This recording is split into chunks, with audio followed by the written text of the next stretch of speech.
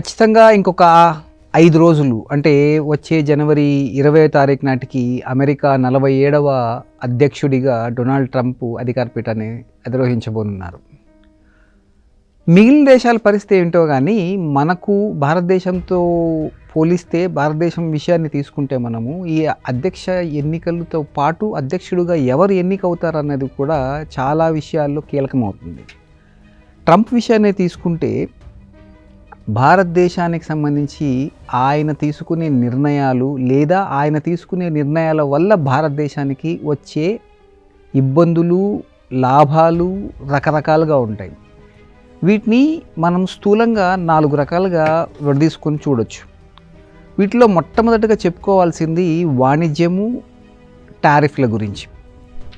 ఎందుకు ఇలా చెప్పాల్సి వస్తుందంటే ట్రంప్ మొదటిసారి అధ్యక్షుడైనప్పుడు కూడా చాలా దేశాలతో ఒక రకంగా గిల్లికజ్జలు లాంటివి పెట్టుకున్నాడు. ఉదాహరణకు చైనా ఎగుమతులు పెరిగిపోతున్నాయి అని చెప్పేసి కారణం చేత దాన్ని కట్టడి చేసేందుకు చైనా మీద రకరకాల పన్నులు విధించాడు ట్రంప్.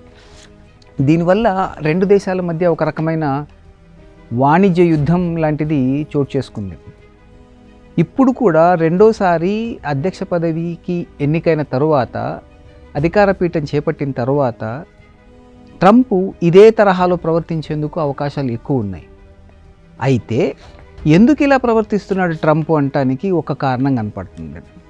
అమెరికా అధ్యక్షుడు ట్రంప్ మొదటిసారి పదవిలో ఉన్నప్పుడు ఇప్పుడు 2 సార్లు కూడా అమెరికా ఫస్ట్ అనే ఒక్క నినాదంతోనే ఎన్నికల్లో ప్రచారం నిర్వహించారు. అధికారం చేపట్టిన తర్వాత కూడా అదే రకమైన వ్యవహారం. అంటే ఆయనకు మిగిలిన దేశాలతో పెద్దగా పని లేదు. నా దేశ ప్రయోజనాలు కాపాడుకోవడం నాకు చాలా ముఖ్యం అని చాలా స్పష్టంగా చెప్పాడు. కాల్ సెంటర్ ఉద్యోగాలు కావచ్చు, H1B వీసాలకు సంబంధించిన అంశాలు కావచ్చు, చాలా అంశాల్లో అమెరికాకు మొట్టమొదటి ప్రాధాన్యం ఇచ్చాడు ట్రంప్. అందుకే వాణిజ్యం విషయానికి వచ్చేపాటికి చైనా పైన ఆయన అన్ని రకాల టారిఫ్లు పెట్టింది. సో ఈ టారిఫ్ల వల్ల అమెరికాకు ప్రయోజనం చేకూరుతుందని, అమెరికాలో తయారీదారులు బాగుపడతారని చెప్పేసి అన్నది ఆయన ప్రగాఢమైన విశ్వాసం. ఈసారి కూడా అదే తరహాలో భారతదేశానికి సంబంధించిన కొన్ని రంగాలపై ట్రంప్ నిర్ణయాల ప్రభావం ఖచ్చితంగా ఉంటుంది. ఆటోమొబైల్స్ కావచ్చు, టెక్స్టైల్స్ కావచ్చు, ఫార్మాస్యూటికల్స్ కావచ్చు. ఈ 3 రంగాలపై ట్రంప్ నిర్ణయాల ప్రభావం ఎక్కువగా ఉంటుందని చెప్పేసి అంచనా. ఇమ్మిగ్రేషన్ పాలసీ మీకు గుర్తునే ఉంటుంది. ట్రంప్ మొదటిసారి అధ్యక్షుడైనప్పుడు సరిహద్దుల వెంబడి, మెక్సికో సరిహద్దుల వెంబడి ఓ పెద్ద గోడను కట్టేశాడు. ఎందుకు అంటే అక్రమంగా దేశంలోకి వలస వచ్చే వాళ్ళందరూ ఆ దారి వెంబడి వస్తున్నారు కాబట్టి అక్కడ గోడ కట్టేసి వాళ్ళు నిలవరిస్తారని చెప్పేసి చెప్పాడు ఆయన. సో ఈ గోడ నిర్మాణానికైన ఖర్చు, దాని రాజకీయ విమర్శలు, ప్రతి విమర్శలు అన్నీ ఒక పక్కన పెడితే ఇతరులు తన దేశానికి వచ్చి అప్పనంగా తిరుగుతున్నారనే ఒక రకమైన అపోహలో ట్రంప్ ఉన్నాడని చెప్పాలి. సో అందుకే మెక్సికో సరిహద్దుల వెంబడి ఆయన గోడ కట్టడం. ఈసారి ఆ గోడ కట్టే పని లేదు, కానీ కొన్ని అంశాల విషయంలో ఆయన కీలకమైన నిర్ణయాలు తీసుకునేందుకు అవకాశం ఉంది. అక్రమ వలసదారులను నివారించేందుకు గాను, వాళ్ళని దేశం నుంచి అక్రమంగా వచ్చి స్థిరపడ్డ వాళ్ళని బయటికి వెళ్ళగొట్టేందుకు గాను ఆయన ఈ నిబంధనలు చాలా కఠినం చేసేందుకు అవకాశాలు ఎక్కువ. ఇక రెండో అంశము ఇమిగ్రేషన్కి సంబంధించి H1B వీసాలు. ఇప్పటికే అమెరికాలో దీనికి సంబంధించి చాలా చర్చ నడుస్తూ ఉంది. H1B వీసాలు అవసరమని కొందరు, వాటికి పరిమితి వద్దని చెప్పేసి, లేదు పరిమితి పెట్టాలని చెప్పేసి రకరకాల ఆలోచనలు, విమర్శలు, చర్చలు నడుస్తూ ఉన్నాయి. H1B వీసాలను జనరల్గా ఎక్కువ శాతం సంపాదించేది మన భారతీయులే. ఐటీ కంపెనీల ద్వారా ఎక్కువ మంది సైన్సు, టెక్నాలజీ, ఇంజనీరింగు, మెడిసిన్ రంగాల్లో పనిచేస్తూ ఉన్నత స్థాయి ఉద్యోగాల కోసం, ప్రత్యేక నైపుణ్యాలు అవసరమైన ఉద్యోగాల కోసం అమెరికాకు వెళ్తుంటారు ఈ వీసా మీద. వీటికి ఇప్పటి వరకు ఒక పరిమితి ఉంది. ట్రంప్ రెండోసారి అధికారం చేపట్టిన తరువాత ఈ పరిమితిలో మార్పులు తెస్తారని ఒక వర్గం వాదిస్తుంటే, ఇంకొక వర్గం లేదు, ఇంకా కఠినంగా అమలు చేయడం ద్వారా ఇప్పటికే దాదాపుగా 50 లక్షల మంది మొత్తం మీద, భారతదేశం ఒకటే కాదు మిగిలిన దేశాలన్నీ పూర్తితో కలుపుకున్నా సరే 50 లక్షల మంది H1B వీసాల కోసం ఎదురు చూస్తున్నారని చెప్పేసి అని ఒక అంచనా ఉంది. సో వీళ్ళందరికీ ఎంతకాలం లోపల వస్తాయి అనేది ఒక పెద్ద చర్చ పక్కకు పెడితే, వీళ్ళ ఇకపై వచ్చే వాళ్ళ సంఖ్యను కుదిస్తారు అని ఒక ఆలోచన అయితే ఉంది. మస్క్ లాంటి వాళ్ళు దీని మీద ఇప్పటికే తమ అభిప్రాయాన్ని ఎక్స్ వేదికగా ఇప్పటికే చాలా స్పష్టంగా చెప్పున్నారు. ట్రంప్ కూడా మునుపటి మాదిరి కొంచెం కఠినంగా కాకుండా లేదు H1B వీసా వల్ల కొన్ని ప్రయోజనాలు ఉన్నాయి, ఆ ప్రయోజనాలు మనం కాపాడుకోవాలి, అమెరికాకు లాభం చేకూరే ఏ ప్రయోజనాన్ని కూడా మేము వద్దనుకోము అని చెప్తూ ఉన్నాడు.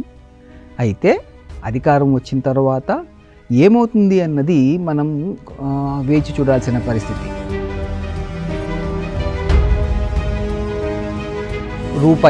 రూపాయికి సంబంధించిన అంశాలు. ఇప్పటికే మన రూపాయి చాలా తక్కువ స్థాయిలో ట్రేడ్ అవుతోంది. ఒక్కొక్క డాలర్కు 83 రూపాయల నుంచి 85 రూపాయలు కూడా దాటిపోయింది. భవిష్యత్తులో అంటే ట్రంప్ జనవరి 20న అధికారం చేపట్టిన తరువాత ఆయన విదేశీ వ్యాపారానికి సంబంధించి ఏం చేస్తాడు అన్నది ఒక క్వశ్చన్ మార్క్గా ఉంది.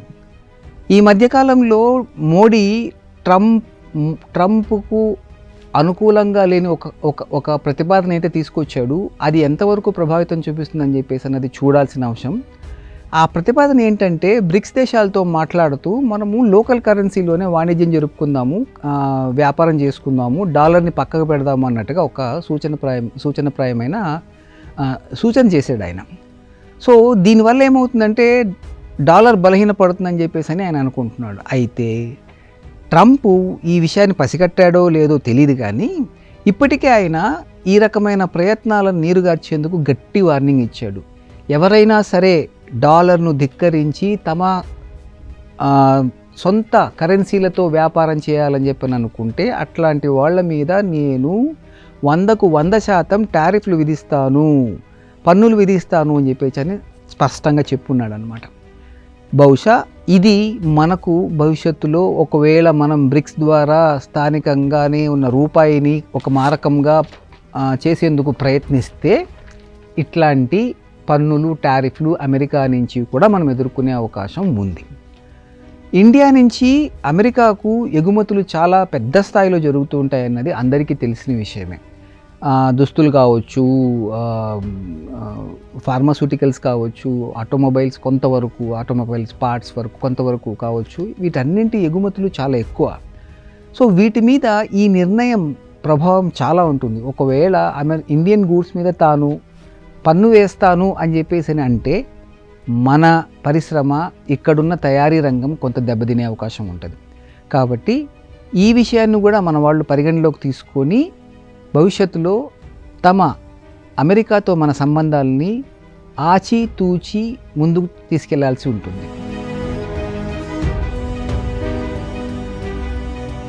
వ్యూహాత్మకమైన సంబంధాలు.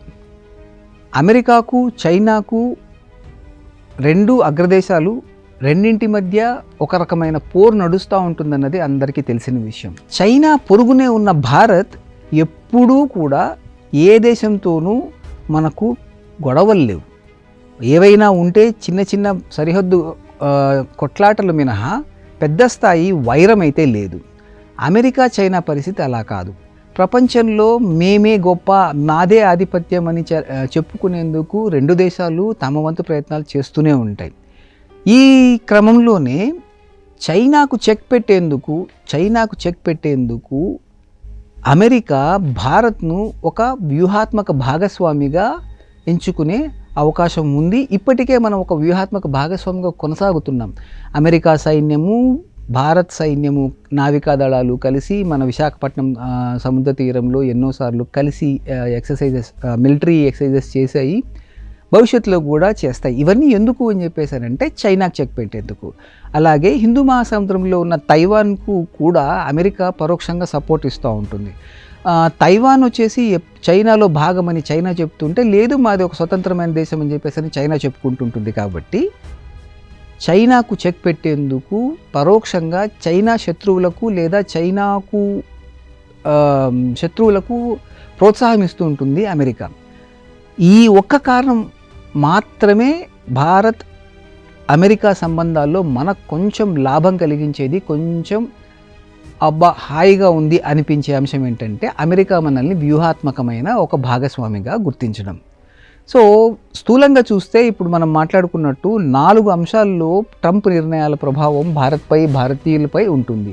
ఒకటైతే వాణిజ్యం, 2 పన్నులు, 3 ఇమ్మిగ్రేషన్, 4 వ్యూహాత్మకమైన సంబంధాలు.